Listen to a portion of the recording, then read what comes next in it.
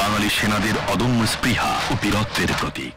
মুক্তিযুদ্ধের বীর গাথা থেকে শুরু করে শান্তিরক্ষা মিশন কিংবা দুর্যোগ মোকাবেলার ক্ষেত্রে অসামান্য ভূমিকা রেখে চলেছে সেনা, নৌ ও বিমান বাহিনী। তাদের স্মরণে পালিত হলো সশস্ত্র বাহিনী দিবস। অনুষ্ঠানে বাহিনীর ঊর্ধ্বতন কর্মকর্তা ছাড়াও যোগ দেন দেশের বিচারপতি, রাজনীতিবিদ, বিদেশি কূটনীতিক, সাংবাদিক ও ঊর্ধ্বতন সরকারি কর্মকর্তারাও। শুক্রবার বিকেলে 4টার পর সেনাকুঞ্জে পৌঁছান প্রধান উপদেষ্টা। এ সময় তাকে স্বাগত জানান 3 বাহিনীর প্রধান।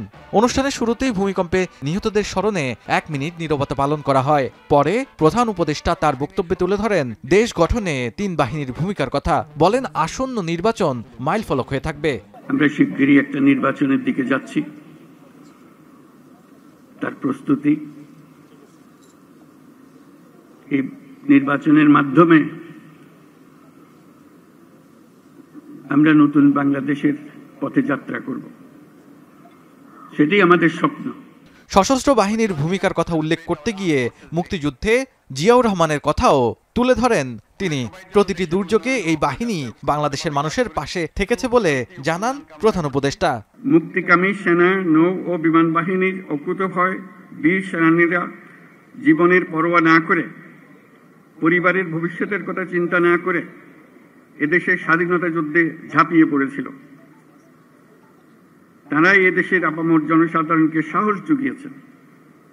মানুষের সঙ্গে কাঁধে কাঁধ মিলিয়ে জল, স্থল ও আকাশপথে সম্মিলিতভাবে প্রতিরোধ গড়ে তুলে দেশমাতৃকাকে পরাধীনতার শৃঙ্খল থেকে মুক্ত করে এনেছেন। জুলাই গণঅভ্যুত্থান ও চলমান সংস্কারে সশস্ত্র বাহিনীর ভূমিকার কথা স্মরণ করিয়ে দেন প্রধান উপদেষ্টা। বাংলাদেশি শান্তিরক্ষীগণ যাতে বিশ্বের চ্যালেঞ্জিং এবং বিপজ্জনক অঞ্চলসমূহে সৃষ্ট পরিস্থিতি মোকাবেলা করতে পারে, সেজন্য তাদের সময়োপযোগী প্রশিক্ষণ দিয়ে প্রয়োজনীয় সরঞ্জাম সরবরাহের প্রচেষ্টা অব্যাহত রাখতে হবে। বিকেলে সেনাকুঞ্জের মাঠে উপস্থিত হন বিএনপি চেয়ারপারসন বেগম খালেদা জিয়া, জামায়াত ইসলামীর আমির ডাক্তার শফিকুর রহমান ও এনসিপি সহ বিভিন্ন রাজনৈতিক দলের নেতারা। এ সময় তারা পরস্পরের সাথে শুভেচ্ছা বিনিময় করেন। পরে সেনাকুঞ্জের ভেতরে ডক্টর মোহাম্মদ ইউনূসের সঙ্গে একান্তে সাক্ষাৎ করেন বেগম জিয়া। দেশের নানা সংকট ও দুর্যোগে যেভাবে সশস্ত্র বাহিনীর সদস্যরা এগিয়ে এসেছিল, আগামী নির্বাচনেও সেভাবেই এই সশস্ত্র বাহিনীর সদস্যরা এগিয়ে আসবে এবং মহান দায়িত্ব পালন করবে বলেও আশা করেছে প্রধান উপদেষ্টা। সশস্ত্র বাহিনী দিবসে তিনি সবার সহযোগিতা প্রত্যাশা করেছে আগামী নির্বাচনের জন্য। শাহাদাত অভ্র, এখন সেনাকুঞ্জ, ঢাকা।